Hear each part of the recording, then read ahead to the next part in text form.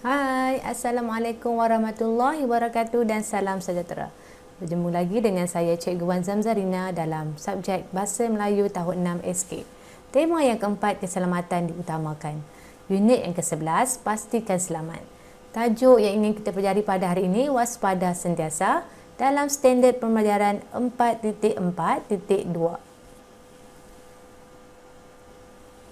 Dari segi standard kandungan 4.4 ini, kita akan melafazkan dan memahami puisi dengan intonasi yang betul, menggunakan bahasa yang indah secara didik hibur. Dari segi standard pembelajaran 4.4.2, kita akan mencipta puisi menggunakan bahasa yang indah dan melafazkannya dengan sebutan yang jelas dan intonasi yang betul, serta memahami puisi tersebut. Dari segi objektif, pada akhir pengajaran dan pembelajaran, murid dapat melafazkan dan membina 3 rangkap puisi berdasarkan bahan dengan menggunakan bahasa yang indah. Dari segi kriteria kejayaan, murid dapat melafazkan dan membina 3 rangkap puisi berdasarkan bahan dengan menggunakan bahasa yang indah secara individu. Tentu murid-murid sudah bersedia mencipta puisi. Jadi boleh buka muka surat 62. Waspada sentiasa. Ini ialah paparan puisi yang terdapat di dalam buku teks kalian. Mari kita lihat satu persatu grafik dan juga teks yang perlu kita lengkapkan. Seperti biasa, cikgu akan baca dan kita boleh perhatikan grafik ini bersama-sama. Waspada sentiasa. Awas kita. Waspada semua. Bahaya ada di mana-mana. Tanpa diduga, petaka menjelma. Kita akan merana. Usahlah resah, usahlah malu jika keluar bersama-sama ibu. Jalan adik di depan ibu, jangan kamu terburu-buru. Adik kecil dipimpin ibu.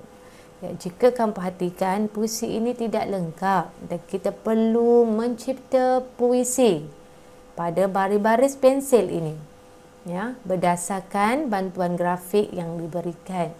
Jadi mari kita lihat dulu maklumat yang boleh kita lihat berdasarkan grafik yang pertama, iaitu jika kamu lihat grafik, ya, seorang ibu sedang memegang anaknya. Jadi kita boleh buat sini, pegang tangan ibu. Kenapa kena pegang? Supaya kita tidak sesat. Ya. Jika kita pergi mana-mana, kita perlu sentiasa pimpin tangan kedua ibu bapa kita, terutamanya di kawasan yang sesak untuk mengelakkan kita dicolik dan sebagainya. Okay, yang kedua, jika kamu lihat yang kedua ini, grafik ini berada di taman permainan. Ya, di taman permainan bersama ibu dan juga adik-beradik kamu yang lain. Jadi, berlaku sesuatu, ibu dapat bantu, ya. Kita mesti berada berhampiran ataupun di sisi ibu bapa kita walau di mana kita berada. Ya, sekiranya berlaku sesuatu, ibu bapa boleh membantu kita dengan segera. Okay, yang ketiga, ya, jika yang ketiga masih lagi keadaan berpimpin tangan, ya, adik kecil dipimpin ibu. Jadi kita sebagai abang ataupun kakak, jadi elakkan daripada tergesa-gesa. Ya, kalau kita mempunyai adik-beradik yang ramai dan masih lagi kecil, ya, kamu sebagai orang yang boleh menjaga diri, kamu perlu berjalan berhampiran dengan ibu kamu ataupun bantu ibu memimpin adik-adik kecil, dan pastikan kamu berjalan berdekatan dengan ibu bapa kamu. Elak tergesa-gesa, adik didukung, diri rasa selesa. Kita boleh masukkan isi utama dalam puisi kita. Okay, jelas ya murid-murid. Kita pergi ke slide yang seterusnya, iaitu mencipta puisi. Aktiviti pertama, mencipta puisi dengan menggunakan bahasa indah berdasarkan bahan tadi, ya, berdasarkan bahan dan grafik tadi. Okay, jadi di sini kita perlu lengkapkan. Rangkap pertama telah lengkap, rangkap kedua kita perlu lengkapkan 2 pensil ini. Usahlah resah, usahlah malu jika keluar bersama-sama ibu. Ya. Peganglah tangan ibu selalu, mustahil kamu sesat di situ. Ya, dalam rangkap yang pertama dan kedua ini, dalam rangkap pertama memang dia menyeru kita supaya sentiasa berwaspada di mana-mana saja kerana bahaya tidak mengira tempat. Yang kedua, perangkat yang kedua ini yang menggalakkan kita supaya berpegang tangan dengan ibu ketika keluar kerana dapat mengelakkan kita daripada tersesat ataupun berlaku sesuatu kemalangan. Okay, rangkap yang ketiga. Jalan adik di depan ibu, jangan kamu terburu-buru. Jika berlaku barang sesuatu, ibumu cepat membantu. Ya, biar adik kita tu berjalan dengan ibu di hadapan. Ya, kita tak payah bergerak laju, ya. Kerana kamu tahu ya, bila kita bawa adik-adik yang kecil, pergerakan agak perlahan kerana kita perlu mengikut cara mereka berjalan dan bergerak. Sebagai abang dan kakak, kita perlu membantu ibu memimpin adik-adik yang lain. Okey, yang terakhir, adik kecil dipimpin ibu, usah kamu tergesa-gesa. Didukung ibu amat selesa, dirimu selamat, hidup selesa.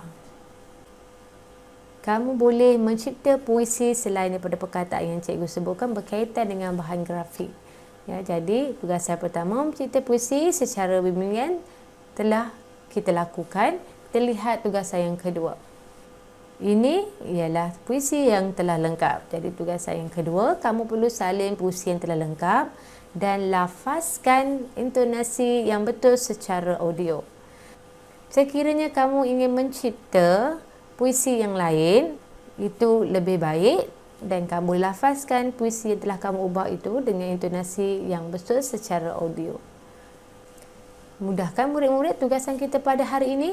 Kamu hanya perlu menyalin puisi ataupun mengubah, mencipta puisi yang baru dan kamu boleh melafazkan menggunakan intonasi yang betul secara audio. Okay, maka berakhirlah perkongsian video cikgu pada hari ini. Sebelum itu, kita akan kongsikan nilai murni yang terdapat dalam puisi, iaitu mengutamakan keselamatan keluarga. Ya.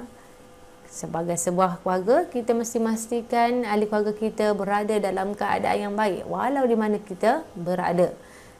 Terutamanya di kawasan yang sesak. Pastikan adik-adik kamu berada dalam keadaan yang selamat. Begitu juga dengan ibu bapa, kena memastikan anak-anak sentiasa berada berdekatan dengan kita apabila kita membawa mereka keluar berjalan-jalan dan sebagainya.